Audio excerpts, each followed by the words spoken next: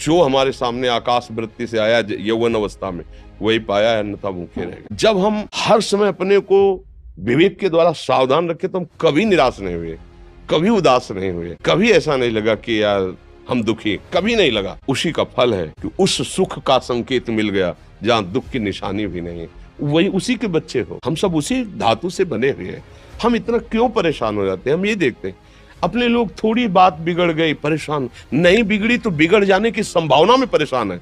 आज सुख है लेकिन कल सुख छिन जाएगा तो हम आज के सुख में सुखी ना होकर कल के दुख की आने की संभावना में हम भयभीत हो। मतलब क्या हमारी सोच रह गई? हमको इतना बलवान बनना है कि सुख और दुख दोनों हमको छू न सके। भारी से भारी सुख की व्यवस्था है तो अहंकार नहीं, हर्षित होकर किसी का अपमान न करे कि हम धनी, हम पदाधिकारी, अमुक। भारी से भारी दुख आया तो हमें किसी के सहयोग की जरूरत नहीं, हम फिर अपने कदम बढ़ाएंगे, हम फिर जुड़ी हुई अपनी भावनाओं को सजाएंगे। मस्त जीवन एकदम। तुम अविनाशी के बच्चे हो। शेर का बच्चा भेड़ों के बीच में फंसकर म्यों म्यों बोल रहा है, बस अगर दहाड़ना सीख जाए तो कोई भी उसे परास्त नहीं कर सकता। ऐसे भगवदंश तू प्रपंच में फंसकर अपने को इतना दीन क्यों देख रहा है? तू ऐसा है, भगवान के दिव्यास्त्र में भी ताकत नहीं तेरे को मार सके। तू अविनाशी का अविनाशी बच्चा है। विनाशी भोगों को, विनाशी शरीर को मैं मान के इतना भयभीत, इतना दुख ठीक नहीं। ये सबके लिए, केवल एक के लिए नहीं। आप समझो, आप लोग सोचते हैं हम गृहस्थ होकर भला ऐसी स्थिति कैसे? जनक जी सुखदेव जी के गुरु हैं और राजा हैं, महल है, रानियां हैं, नौकर है, चाकर।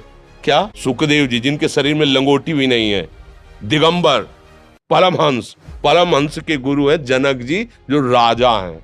समझो आप ऐसा ना सोचे कि हम नौकरी कर रहे हैं, हम संसार में, हम गृहस्थ हैं, हम अध्यात्म की ऊंचाई पर नहीं चढ़ सकते। नहीं, आप एक सरकारी नौकरी या आप किसानी या व्यापार करते हुए आप एक अध्यात्म की ऊंचाई में चढ़ सकते हैं। और अध्यात्म ही है जो तुम्हें इस माया के दुख सुख से ऊपर उठा सकता है। दूसरा, चाहे जितनी संपत्ति आ जाए आप सुखी नहीं हो सकते।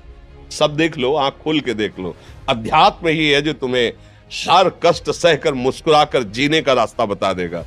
कि आप आनंदित हो जाओगे, कुछ नहीं बिगड़ा। अध्यात्म है तो कुछ नहीं बिगड़ा, अध्यात्म नहीं है तो कुछ नहीं बना, कुछ हाथ नहीं लगने वाला।